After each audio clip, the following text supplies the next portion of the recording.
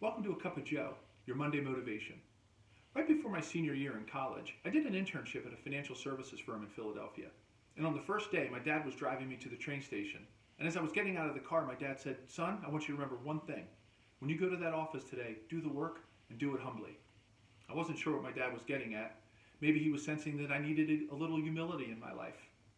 Because I was heading into my senior year of college, I was a preseason All-American, and there was even talk of me having a free agent contract in the NFL that next year.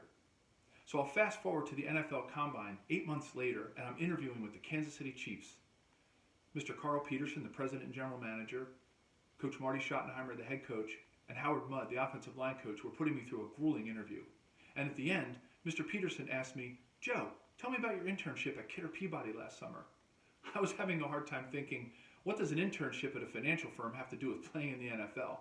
And Mr. Peterson says, "Joe, it has everything to do with you playing in the NFL." He said, "Do you remember a gentleman by the name of Tim Sennett?"